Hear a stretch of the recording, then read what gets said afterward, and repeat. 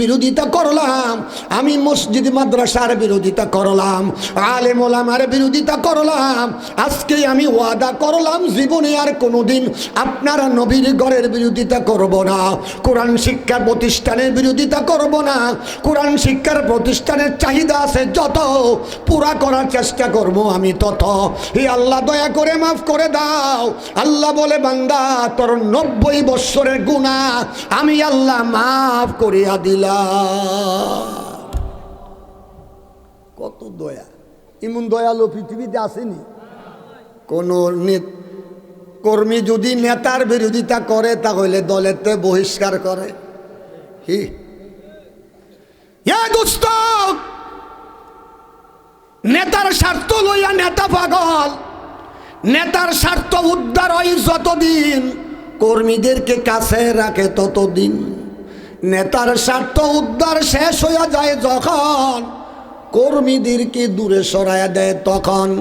নেতারা বিপদে পড়ে যখন, কর্মীর খবরও রাখে না আর তখন।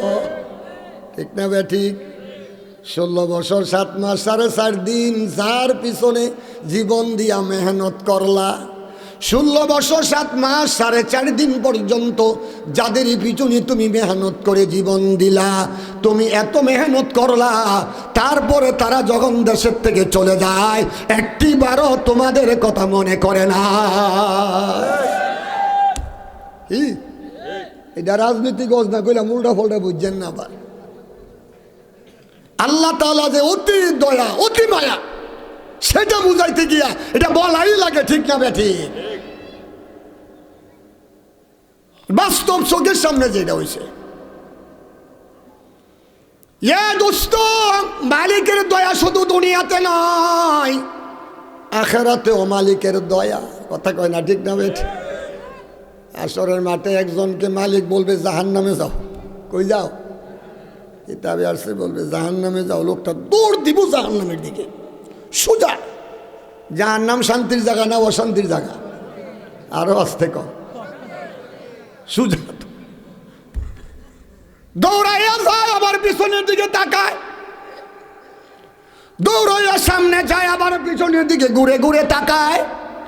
জাহান্নামের গেইটের কাছে যাওয়ার আগে মালিক একজন ফেরেশতা পিছনে পাঠাইয়া দিল, যাও আমার বান্দারে আবার আমার কাছে নিয়ে আসো। আমার বান্দা কেন এইভাবে দৌড় দিল, আবার কেন পিছনের দিকে বারবার তাকাইলো, আমি একটু জিজ্ঞাসা করি। আল্লাহ, আমার মালিকের কত দয়া রে বাবা! এমন মালিকের হুকুম অমান্য করো যারা, কত বড় নাফরমানি করো তারা। একটু খেয়াল করে বুঝো রে বাবারা, মালিকের হুকুম পাইয়া ফেরেশতা গেল চলিয়া, গিয়া তারে ডাকিয়া আমার মালিকের দরবারে নিয়ে আসে। লোকটার ভিতরে বড় ভয় আসিয়া গেছে। হাই হাই, এখন জানি আবার কোন হুকুম আসিয়া যায়। আমারে বলেছে জাহান্নামে যাওয়ার জন্য, জাহান্নামের দিকে যায়। মালিক জিজ্ঞাসা করে, আমার বান্দা তুমি যে জাহান্নামের দিকে দৌড় দিলা, জাহান্নাম কি শান্তির জায়গা? তুমি যে এইভাবে দৌড় দিলা, আল্লাহ আমি জানি জাহান্নামের মতো এত কঠিন আযাবার কোথাও নাই, জাহান্নামের মতো এত অশান্তির জায়গা পৃথিবীর কোথাও আমরা চোখে দেখি নাই, অনুভব করতে পারি নাই, শুধু কান দিয়া শুনছি, ওলামায়ে কেরামের কাছে শুনলাম, কোনো দিন চোখ দিয়া দেখি নাই, অনুভবও করতে পারি নাই। তাহলে তুমি জাহান্নামের দিকে এইভাবে দৌড় দিলা কেন? এবার লোকটা জবাব দিবে, আল্লাহ দুনিয়ার জমিনে আমি আপনার হুকুম অমান্য করতে করতে, আপনার নাফরমানি করতে করতে জাহান্নামের উপযোগী হইয়া গেলাম। এখন সর্বশেষ চিন্তা করলাম, সর্বশেষ হুকুমটা যেন আমি যথাসময়ে মানতে পারি। এই জন্য আপনি বলার সাথে সাথে সোজা জাহান্নামের দিকে দৌড় মারলাম। আল্লাহু আকবার বলুন। আল্লাহ কয়, ঠিক আছে, তুমি আমার হুকুম মানার জন্য দৌড় দিলা, পিছনের দিকে তাকাও কে রে বারবার, খালি দিমুন করো দেখি। লোকটা বলে, মালিক দুনিয়ার জমিনে আলেম ওলামার মুখে শুনেছিলাম, কুল ইয়া ইবাদিয়াল্লাযীনা আসরাফু আলা আনফুসিহিম লা তাকনাতু মির রাহমাতিল্লাহ।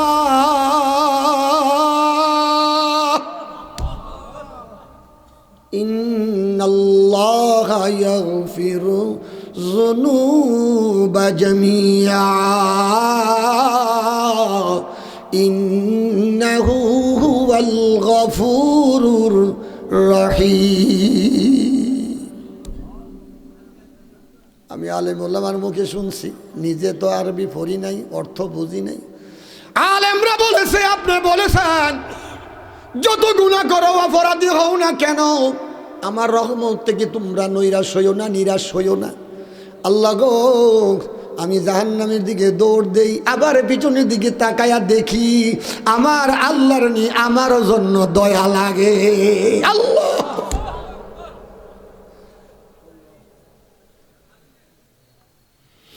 আমি জাহান্নামে যাই, আমি আমার মালিকের দিকে তাকাই, দেখি আমার মালিকের নি দয়া লাগে, মায়া লাগে। আমার বান্দা বারবার আমার দিকে তাকায়, নিশ্চয় সে আমার কাছে কোনো সাহায্য চায়। মাবুদ গো, আমি আপনার রহমতের আশায় বারবার পিছনের দিকে তাকাই। আমার মালিক বলবে, বান্দা তুই আমার রহমতের আশা করলে আমি আল্লাহ তোরে মাফ করে দিলে আমার কোনো কমতি হবে না, আমার রহমতের কমতি হবে না। তোরে জান্নাত জাহান্নামে দিয়া দিলে আমার রহমত কিঞ্চিত মাত্র বাড়বে না। যা যা, আমার জান্নাতে তুই চলিয়া যা। পাশাপাশি আর একটা লোকের বাবা হুকুম দেওয়া হবে, তুমি আমার রহমতে আমার জান্নাতে চলে যাও। কিসে? আমার রহমতে তুমি জান্নাতে চলে যাও, হিসাব দিতে হবে না। নবী বলে, বাবাজি আয়াতটা তেলাওয়াত করলাম পবিত্র কোরআনের 114টা সূরার ভিতরে বাবা 8 নাম্বার সূরা, যেই সূরাটার নাম সূরা আনফাল। সূরাটা পবিত্র কোরআন শরীফের 9 নাম্বার পারার 15 নাম্বার পৃষ্ঠায়, 16 নাম্বার পৃষ্ঠায় সূরাটা মদিনাতুল মুনাওয়ারায় অবতীর্ণ। আয়াতের সংখ্যা হলো 75টা। তেলাওয়াতকৃত আয়াতের দাগ নাম্বার 2 নাম্বার 3 নাম্বার 4 নাম্বার 3টি আয়াতের টুকরা তেলাওয়াত করলাম। এই আয়াতের ভিতরেই পরিষ্কার বলা আছে, এই আয়াতের মধ্যে আমার মালিক 5টা গুণের কথা উল্লেখ করেছে। ওই 5টা গুণ যার মধ্যে থাকবে, আমার নবী বলে ওয়ায়ুদখিলুহুল জান্নাতা ওয়ায়ুদখিলুহুল জান্নাতা বিগাইরি হিসাব। তোমাদের হিসাব নাই, বিনা হিসাবে আমার রহমতে জান্নাতে চলে যাও। লোকটারে বলবে, আমার রহমতে তুমি জান্নাতে যাও। লোকটা দাঁড়ায় বলবে, মালিক, ও আসমান ও জমিনের মালিক, আমার মালিক দয়াময় আল্লাহ, আমার একটি কথা। কি কথা তুমি বলো? আল্লাহ গো, আমি সাবালিকা হওয়ার পর কবরে আসার আগ পর্যন্ত কোনোদিন একটা মিথ্যা কথা বলি নাই। আমার জীবনে কোনোদিন এক ওয়াক্ত নামাজও আমি সারি নাই। আমার জীবনে কোনো বৎসরের রোজা কাজা করি নাই। আমার জীবনে অর্থ সম্পদ আসার পরে আমি হজ করেছি, হজও আমি বাদ দেই নাই। আমি যাকাত আদায় করেছি, সমস্ত হুকুম আপনার মানলাম। 80 বৎসর পর্যন্ত শুধু ইবাদত আর ইবাদত করলাম। তারপরে আমার নেকিগুলি গেল কোথায়? আমি আমার নেকি দিয়া জান্নাতে যাইতে পারবো না। আপনি বলছেন আপনার রহমতে জান্নাতে যাওয়ার জন্য, তাহলে আমার নেকিগুলো গেল কোথায়? আমার আল্লাহ বলে, বান্দা যা বলেছ তুমি সত্য বলেছ, ঠিকই আছে। তোমাকে একটু পরে আমি আবার ঘোষণা দিচ্ছি। একজন ফেরেশতাকে ডাক দিয়া বলে, ও ফেরেশতা, আমারে বান্দাকে জাহান্নামের গেট পর্যন্ত নিয়ে যাও, আমার জাহান্নামটা তারে দেখাও, তারপরে দেখা যাবে তার নেকি আছে কোথায়। সেই লোকটাকে ফেরেশতা লইয়া বাবা যাবে জাহান্নামের গেটে চলিয়া। জাহান্নামের গেটে গিয়ে একটা দরজা খুলিয়া যখন তাকে বলবে ভিতরের দিকে তাকাও, ভিতরের দিকে তাকানোর সাথে সাথে এমন পানির তৃষ্ণা লেগে যাবে, পানির পিপাসা লেগে যাবে, আটলান্টিক মহাসাগরের পানি পান করা হলেও যেন তার পানির পিপাসা মিটবে না। এত কঠিন পানির পিপাসায় কলিজা ছটফট করবে, পানির জন্য পাগল হয়ে যাবে। আমার মালিক তো সব বুঝে সব জানে। আরেকজন ফেরেশতাকে বাবা একটা বালতির মধ্যে পানি দিয়া পাঠাইয়া দিবে, যাও যাও তুমি আমার বান্দার কাছে গিয়া পানি বিক্রি করো। তবে পানি তো বেচবা, নেকির বিনিময়ে বেচবা। এখানে টাকা পয়সার বিনিময়, অর্থের বিনিময়, দিরহাম ও দিনারের বিনিময়, রিয়ালের বিনিময়ে বিক্রি হয় না। এখানে বিক্রি হবে নেকির বিনিময়। তুমি গিয়া নেকির বিনিময়ে তার কাছে পানি বিক্রি করো। একজন ফেরেশতা পানি লইয়া গিয়া ডাকবে আর বলবে, পানি লাগবে না, পানি ঠান্ডা কলের পানি। তার কিসের অভাব? ওই লোকটার কিসের অভাব? তো ব্যস্ত গেছে কি? কথাই বুঝে না। মাঠ পুরা মাঠ ভরপুর হয়েছে মানুষে, কথাই বুঝে না, হু হা করে। কি ব্যস্ত গেছে? ভাষা বুঝেননি। 30 বছর নোয়াখালী ওয়াজ করে আলাইছি, এখন আর না বুঝলে বা কি হবে? কি ব্যস্ত গেছে? রোজার মাসও দেখেন, ভাদ্র মাসের রোজার মাস যখন আয়ে আসরের পরে এমন পানির পিপাসা লাগে, মন রাসায় দরজাটা দিয়া একটা সাপ কলের পানি সব খায়া লাগে। কি বলেন? কথা কন না কা খায় না কেন? আল্লাহর জাহান্নামের ভয় দিলে আছে যেন, এই জন্য রোজার বিনিময় নাকি আল্লাহর কুদরতি হাতে দিবে। ফেরেশতারা দিয়া পারতো না। ফেরেশতারা যখন বলছে আল্লাহ আমরা রোজার নেকি লিখি, কনা তোমরা হিসাব করে বার করতে পারতা না, রোজার নেকি আমি আল্লাহ দিও লাগবো, নিজে হাতে দিও, কন্যা সুবহানাল্লাহ। মিয়া পানি লাগবো নি, পানি ঠান্ডা কলের পানি। লোকটা তো এবার বড় খুশি, পানি পাইছি, ঠান্ডা কলের পানি পাইছি। এ বাইরে দিকে আসো। কি আমার পানি লাগবো? কতটুকু লাগবো? কয়েক গ্লাসের বিনিময়ে কি লাগবো? কয়েক গ্লাস পানি তোমারে দেওয়া যাবে, তার বিনিময়ে তোমার 80 বৎসরের নেকি দেওয়া লাগবে। কয় বছরে? এই নেক করছে দুনিয়াতে কয় বছর? কয় বছর? তো এক গ্লাস পানি দিয়ে দিছিস, পরে করবো কি? এ দোস্ত, লোকটা চিন্তা করে বাসি না পানির পিপাসায়, নেকি দিয়া করব কি? আগে আমার প্রাণ ঠান্ডা করতে হবে। দোস্তদের কইরো না, আমারে এক গ্লাস পানি দাও, 80 বৎসরে নেকি তোমারে দিয়া দিলাম। 80 বৎসরে নেকি লইয়া দিল এক গ্লাস পানি খাওয়াইয়া। সাথে সাথে মালিক ফেরেশতারে হুকুম দিল, আর দেরি কইরো না, জলদি করে আমার বান্দারে আমার কাছে হাজির কর। হাজির করা হলো। আল্লাহ কইতেছে, কি হয়েছে তোমার ঘটনা কও।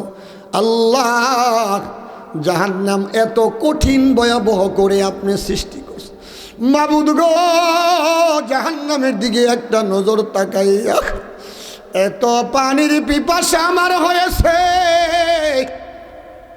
আমি আর সহ্য করতে পারি নাই। এক লোক পানি নিয়ে গেছে, আমি এক গ্লাস পানি পান করলাম। কিসের বিনিময় করলাম? নেকি দিছি। কয়দিনের নেকি দিলা? আল্লাহ, আমার জীবনের সমস্ত নেকি দিয়া দিছি, এক গ্লাস পানি আমি পান করছি।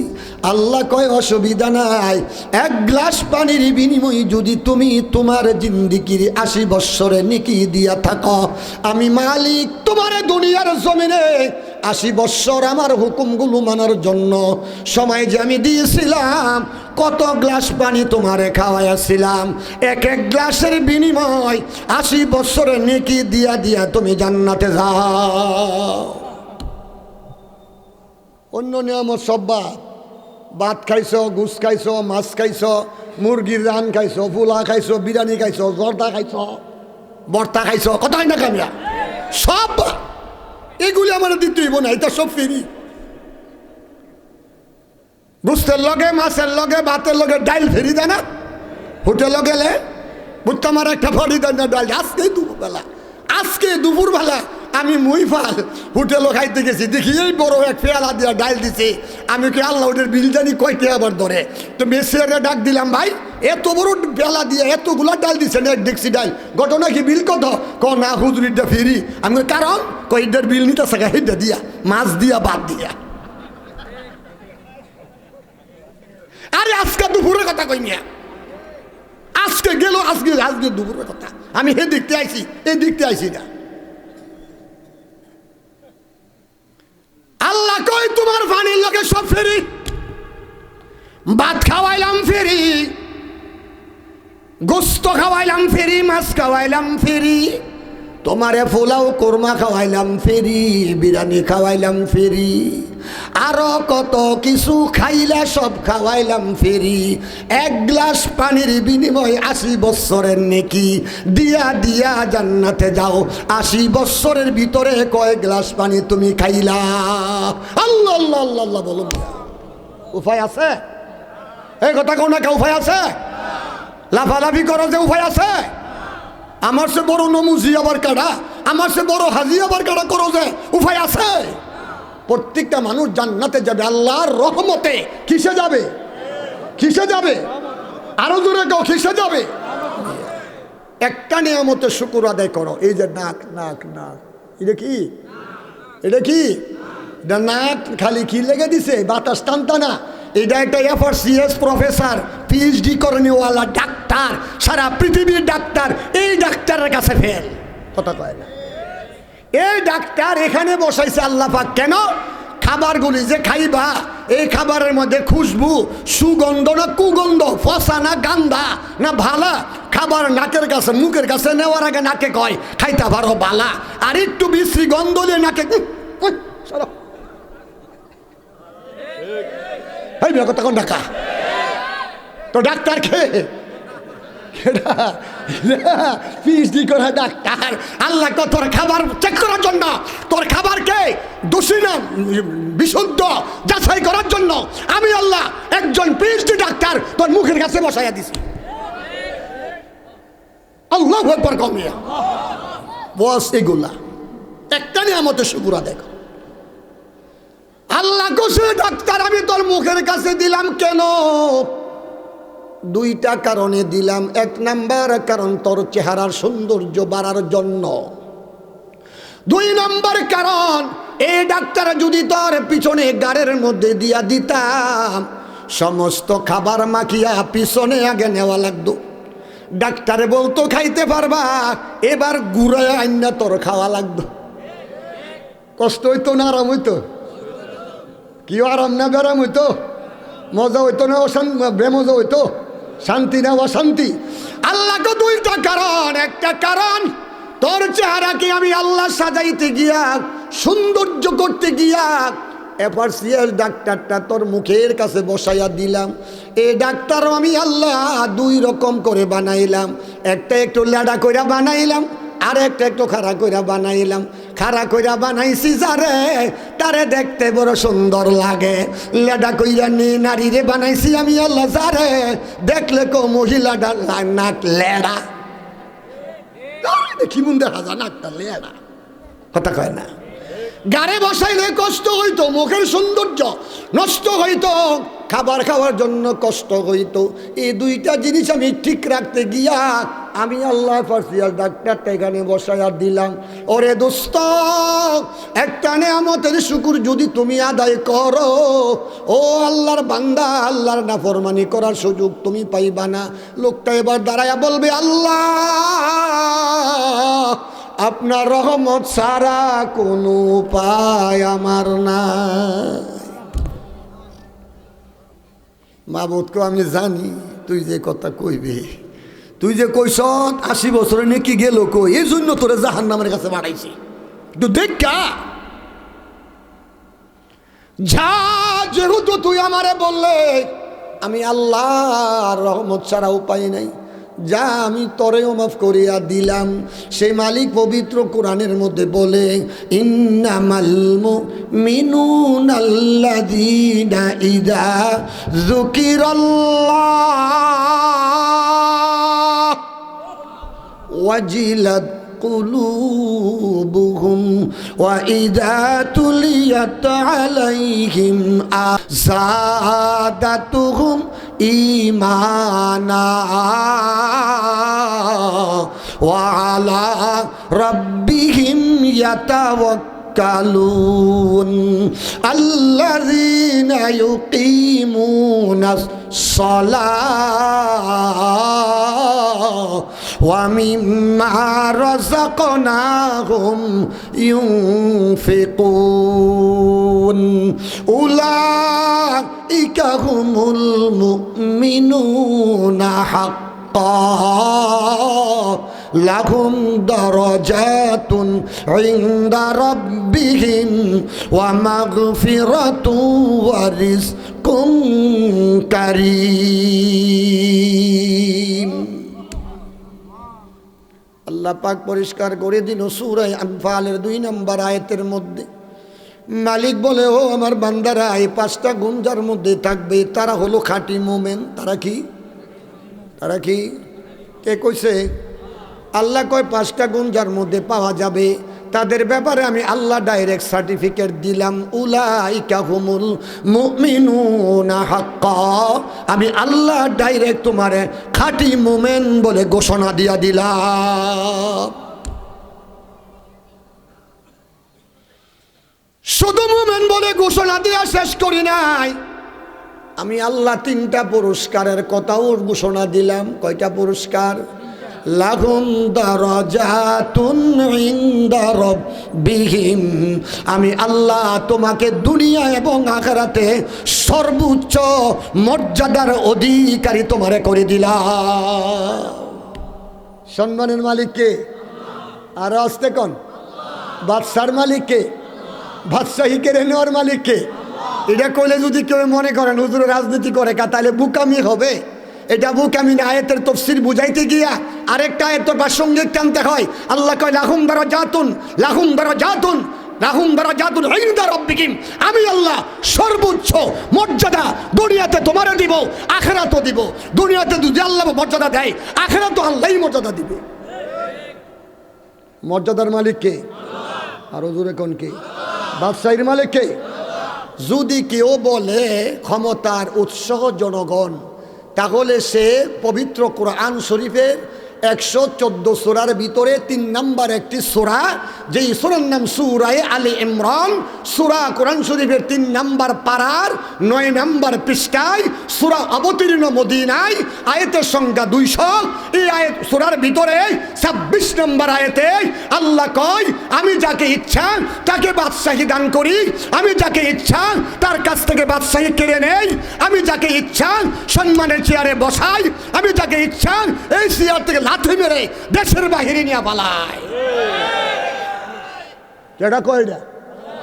কয় নম্বর আয়াতে? 26 নম্বর আয়াত। আয় শুনেন, কুলিল্লাহুম্মা মালিকাল মুলকি তুতিল মুলকা মান তাশা ওয়া তানজিউল মুলকা মিম্মান তাশা ওয়া তুইজ্জু মান তাশা ওয়া তুযিল্লু মান তাশা বিয়াদিকাল খায়র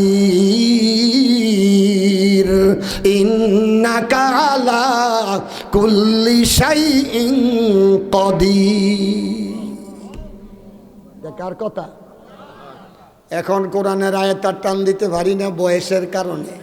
এমনও সময় গেছে 1 পৃষ্ঠা পর্যন্ত, আধা পৃষ্ঠা পর্যন্ত একসাথে টানছি, কিন্তু এখন আর পারি না। কারণ একদিকে হার্ট অপারেশন দীর্ঘদিন, আরেকদিকে বয়সের কারণে মানুষের দুর্বলতা যতটুকু আসা দরকার সেটুকু আছে।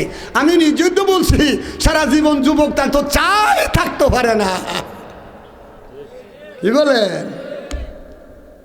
আল্লাহ কয় আমি যার ইচ্ছা তারে বাদশাহী দান করি, যার ইচ্ছা তার কাছ থেকে বাদশাহী কায়দা লইয়া যাইয়া, যার ইচ্ছা সম্মানের চেয়ারে বসে, অত ইজ্জুমান তাশা, আমি আল্লাহ তারে সম্মান দান করি, সর্বোচ্চ সম্মান দান করি। অত জিল্লুমান তাশা, আমি যাকে ইচ্ছা তাকে জুতার মালা এই চেয়ারতে নামায়া গলার মাঝে জুতার মালা পরাইয়া দেশের থেকে বাইর করে দেই। কথা কয় না? কেডা কয় না? আত রোমানু সন্ধি কয়, আমার বিরুদ্ধে আন্দোলন কইরো না, এটা আমি কই দা। কেডা কয়? আরো জোরে কও, কে কয়? আল্লাহ। এখানেও আল্লাহ কয় উলাইকা হুমুল মুমিনুনা হাক্কা লাহুম দারাজাতুন ইনদা রাব্বিহিম ওয়া মাগফিরাতুন ওয়া রিজকুন কারীম। আল্লাহ কয় আমি তাকে সর্বোচ্চ মর্যাদার অধিকারী করে দিব, তার গুনাহগুলি আমি আল্লাহ মাফ করে দিব, তাকে সম্মানপূর্বক রিজিকের ব্যবস্থা আমি আল্লাহ তার জন্য করে দিব। কয়টা গুণ? গুণ কয়টা? 5টা। পুরস্কার 3টা। 3টা গুণ, 5টা গুণের মধ্যে 2টা গুণ একসাথে একত্রিত হয়, 2 গুণে মিলে একটা। এই তফসির করতে গেলে বহুত লম্বা সময় লাগবে। আমার পরবর্তীতে উস্তাদুল আসাতিজা, আমার মতো এমন হাজার হাজার ছাত্র যার কাছে পড়ে, দারুল হাদিস পড়ে, বুখারী পড়ে, আজকে মুহাদ্দিস মুফাসসির বাংলাদেশের বহু জায়গায়, তিনি আমার পরে আলোচনা করতে আসতেছেন। আমি উস্তাদজিকে অনেক সম্মানে নজরে দেখি, কারণ যারা আলেম তাদেরকে সম্মান করতে হবে। তিনারা হলো সাহেবে আলেম ওয়ালা। তিনি আমার পরে আসতেছেন, তিনি আমার পরে আসতেছেন ইনশাআল্লাহ। তো আল্লাহ তাআলা বলতেছে 5টা গুণ। কয়টা গুণ? 1 নম্বর, মুমিন বান্দার কাছে যখন পবিত্র কোরআনের ব্যাখ্যা বিশ্লেষণ করা হয়, কি করা হয়? আজকে এখানে কিসের ব্যাখ্যা করা হইতাছে? রাজনৈতিক কোনো ব্যাখ্যা নাকি আল্লাহর পবিত্র কোরআনের ব্যাখ্যা? পবিত্র কোরআনের ব্যাখ্যা বিশ্লেষণ করা হয়। আল্লাহ তাআলা নিজেই বলে মুমিন বান্দার দিলের মধ্যে আল্লাহর ভয় পয়দা হয়, দিলটা নরম হয়, দিলের মধ্যে কম্পন পয়দা হয়। আল্লাহকে ভয় করে যারা, তার দিলে কম্পন পয়দা হয় তারা। ঠিক না বেঠিক?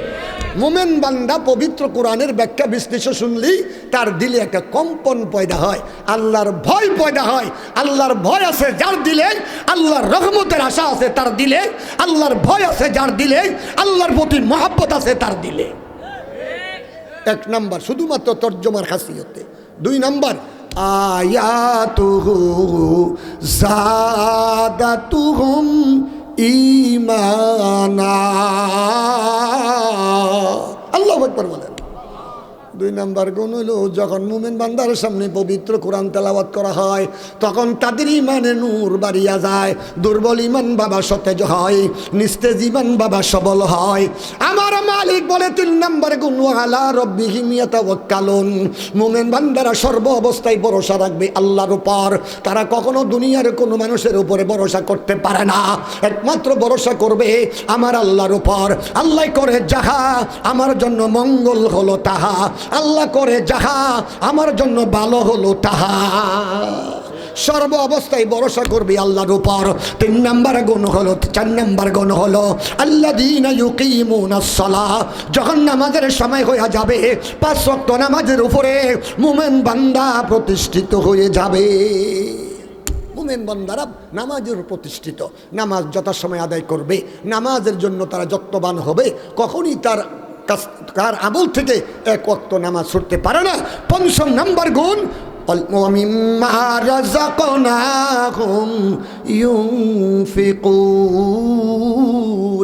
5 নম্বর গুণ, আমার মালিক বলে আমার দেওয়া রিজিক, আমার দেওয়া টাকা, আমার দেওয়া পয়সা, সেইগুলো আমার রাস্তায় মুমিন বান্দারা বিলায়া দিবে। টাকা পয়সার মহব্বত করবে না, মালের মহব্বত করবে না। আমি আল্লাহর মহব্বতে, আমি আল্লাহকে ভালোবেসে, আমি আল্লাহকে মহব্বত করিয়া আমার দেওয়া রিজিক আমার রাস্তায় 2 হাতে বিলাইয়ে দিবে। কখনো মালের মহব্বত করবে না। এই 5টা গুণ যখন তার মধ্যে পাওয়া যাবে, আমার মালিক তখনই বলে উলাইকা হুমুল মুমিনুনা হাক্কা। ও মজদিপুর এলাকার আমার বান্দা বান্দি, আমি তোমাকে খাঁটি মুমিন বলে ঘোষণা দিলাম। 5টা গুণে গুণান্বিত হওয়ার জন্য রাজি আছি তো আমরা সবাই ইনশাআল্লাহ। কে কে রাজি একটু হাত তুলে দেখায়। নারায়ে তাকবীর, নারায়ে তাকবীর। হে আল্লাহ, আমাদেরকে 5টা গুণে গুণান্বিত না করে ততদিন পর্যন্ত 5টা গুণের উপরে পরিপূর্ণ আমরা হতে না পারি, ততদিন আমাদেরকে কাছে মালাকুল মউত পাঠায়েন না। আমিন। হাত নামান। এখন আমি আপনাদের সম্মুখে সামান্য একটু কথা বলবো। এই যেহেতু আমার পরবর্তীতে যিনি প্রধান মেহমান হজরতজি চলে আসেন, আবার দূরে যাবেন, ঢাকাতে আবার যাবেন নারায়ণগঞ্জ, রাস্তাঘাটের অবস্থা ভালো না, হুজুর আলোচনা করবেন প্রাঞ্জল ভাষায়। আপনারা যার অপেক্ষায় বসে আছেন, শুধু আমি নয়, হাজার হাজার উলামায়ে কেরাম যার ছাত্র, ইনশাল্লাহ হুজুর আসবে। তার আগে আরেকটু আমলের উপরে কথা, 5টা গুণের উপরে আমল করতে পারলেই সে খাঁটি মুমিন। একটা বাদ দিলে কিন্তু আল্লাহ কয় নাই যে এটা বাদ দিলাইলে তুমি উলাইকা হুমুল মুমিনুন হাক্কা, আমি তোমার খাঁটি মুমিন বলে ঘোষণা দিছি। বলছে 5টা গুণের উপরে পরিপূর্ণ তোমাকে থাকতে হবে। তার মধ্যে আল্লাহর দেওয়া রিজিক ও আল্লাহর রাস্তায় বিলিয়ে দিতে হবে, মালের মহাব্বত ত্যাগ করতে হবে, আল্লাহর মহাব্বত দিলে ফিট করতে হবে। যখন তুমি করতে পারবে, কাল কিয়ামতের ময়দানে আল্লাহ পাক তোমাকে আরশের নিচে ছায়া দিবে। কিসের নিচে? কিসের নিচে? আরশের নিচে। যেদিন কঠিন ভয়াবহ হাসরের মাঠ, আল্লাহর আরশের ছায়া ব্যতীত আর কোনো ছায়া থাকবে না। 7 দলকে আল্লাহ আরশের ছায়া দিব। কয় দল? আরো জোরে কয় দল? আরো জোরে কয় দল? 1 নাম্বার তারা, যে সমস্ত বাদশাহ দুনিয়াতে ন্যায় বিচার করে, যারা মেম্বার, চেয়ারম্যান, বিচারক, বাদশাহ ন্যায় বিচার যারা করে। 2 নাম্বার, যে সমস্ত যুবক, এই যুবক ছেলেরা, যুবতী মেয়েরা যৌবন কালে আল্লাহর পথে এসেছে। 3 নাম্বার হলো যারা 24 ঘন্টা আল্লাহর মহাব্বতে, আল্লাহর ঘর, নবীর ঘরের প্রতি অর্থাৎ দিনের প্রতি মহাব্বত রেখে মন লাগাইয়া রেখেছে যারা। 4 নাম্বার, একজন আরেকজনকে মহাব্বত করে আল্লাহর খুশির জন্য যারা, দুশ্মনীও করে আল্লাহর খুশির জন্য যারা। এবার প্রশ্ন করতে পারেন, হুজুর দুশ্মনী করাও কি এটা নেকের আমল? হ্যাঁ, কোনটা নেকের আমল শুনেন। আলেম ওলামারে মহাব্বত করবেন আল্লাহর খুশির জন্য। আবুল সরকার বাউল আর ফাউল এই নাস্তিকের সঙ্গে দুশ্মনী করবেন আল্লাহর মহাব্বতে। ঠিক না বেঠি? এ সূরার ঘরের সূরারে, যেই সূরার 14 গোষ্ঠী কোরআন শরীফ পড়তে পারে না, যেই সূরায় কোরআন শরীফের কোনো ব্যাখ্যা বিশ্লেষণ বুঝে না, সেই সূরায় কোরআনের আয়াত পড়ে কয় আল্লাহ বলে কইছে খালি নাস্ত। আরে সূরার ঘরের সূরা, আল্লাহ নাস্ত কইছে না, তোরে প্রকাশ্যে ফাঁসি তো ঝুলাইয়া মারা দরকার। ঠিক না বেঠে? আদামরার ঘরের আদামরারা ঠিক জোরে কমিয়ে। ঠিক না বেঠে? হে হইল বাউল না, হে হচ্ছে ফাউল, বাটফার, ভন্ডা, সন্ডা, সুট্টা, মিথ্যুক। ঠিক না বেঠে? আল্লাহর কোরআনের অপব্যাখ্যা করে তার কত বড় সাহস বাংলার জমিনে থাকিয়া। হ্যাঁ, ককুল আউযুবিন নাস, মালিকিন নাস, এলাহিন নাস। আল্লাহ খালি নাচ তো কইছে, নাচ তো কইছে। সূরার ঘরের সূরা তোরে নাচ তো কইছে না, তোরে ফাঁসি দিবা লেখা কইছে। কথা কয় না? আল্লাহ মাফ করুন। এবার আসেন 2, 3, 4 নাম্বার, একে অপরকে মহাব্বত করে আল্লাহর খুশির জন্য। কার খুশির জন্য? কার খুশির জন্য? দুশ্মনীও করবে আল্লাহর খুশির জন্য। কার খুশির জন্য? আরো জোরে কোন? কার খুশির জন্য? আল্লাহর দুশ্মনদের বিরুদ্ধে দুশ্মনী করা, এটা আল্লাহর খুশির জন্য করতে হবে। সেই ইমানদার, আমার নবীর দুশ্মন যারা, আল্লাহর দুশ্মন যারা, কোরআনের অপব্যাখ্যা করে যারা, তাদের সাথে দুশ্মনী করা, সেটাও আল্লাহর খুশি। ঠিক না বেঠি?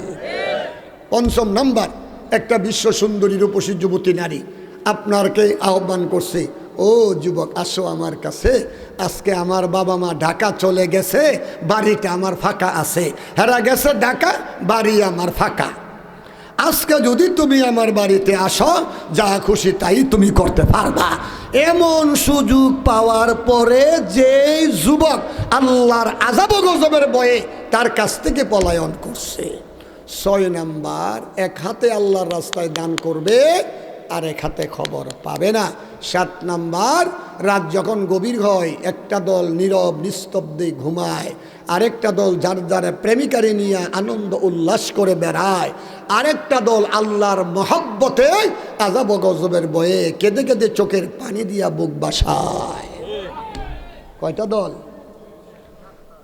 রাসূল বলেন সেই ভয়ানক কিয়ামতের দিন, সেদিন নাকি থাকবে ছায়া খোদার ছায়াহীন। 7 কিসিমের লোকের প্রতি আল্লাহ মেহেরবান, আপনার স্থলে তাদের করবে ছায়া দান। যেই বা দেশা দুনিয়াতে সঠিক বিচার করে, যে নজওয়ান যৌবনী আসলো খোদার পথে, খোদার ঘরের প্রতি যাহার সর্বদা সর্বক্ষণ রোগে গভীর ভালোবাসা প্রবল আকর্ষণ, যে একে অন্য কেবল খোদার খুশির তরে, ভালোবাসা কিংবা প্রীতি ভাঙ্গে না পরস্পরে।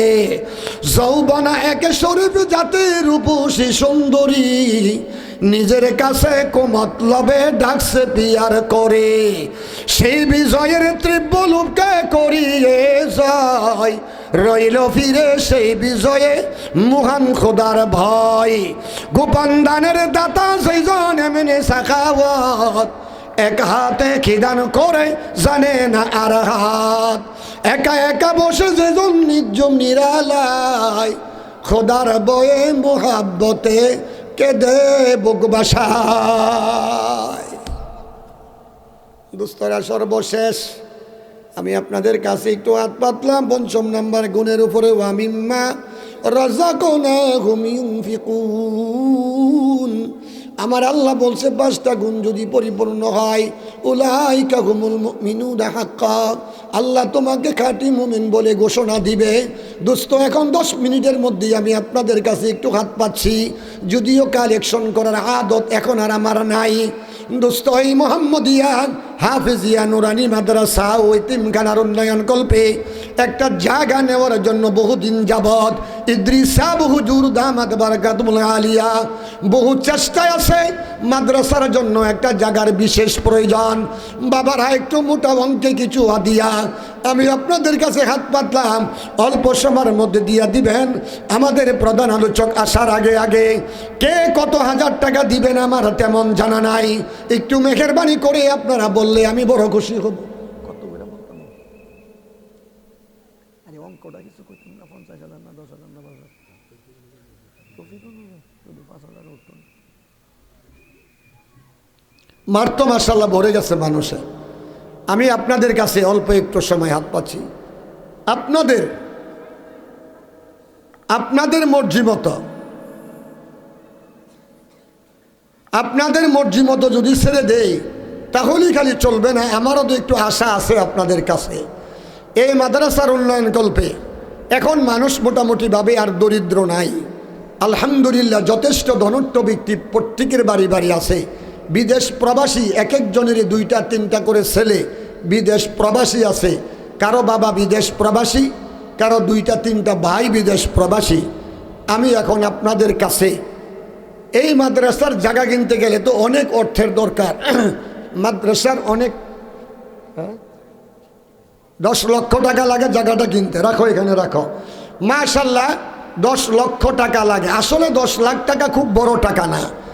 আল্লাহর এমন বান্দা আছে একজনই 20, 25, 30 লাখ 1 কোটি টাকাও দান করতে পারে। 1 কোটি টাকা দান করতে পারে এমন লোকও বাংলাদেশে বহুত রয়ে গেছে। একটা মাদ্রাসা একজনে নিজেই করে দিতে পারে এমন লোক বহুত রয়ে গেছে। এখন আমি আপনাদের কাছে বললাম 10 লাখ টাকা লাগবে এই জায়গাটুকু কিনতে। জায়গাটা কিনা বিশেষ প্রয়োজন, এই মাদ্রাসার জন্য জায়গাটা কিনা বিশেষ প্রয়োজন। যথেষ্ট ছাত্র আলহামদুলিল্লাহ মাদ্রাসার মধ্যে হয়ে গেছে। এখন আপনাদের মধ্যে থেকে বলেন যে হুজুর আলহামদুলিল্লাহ আসলে জীবনে বহুত রুজিত এদিক সেদিক খরচ করলাম, হাসপাতালে গিয়ে আইসিইউতে 3 দিন থাইকা 1.5 লক্ষ টাকা তো বিল হয়ে গেছে, দিয়ে আসলাম।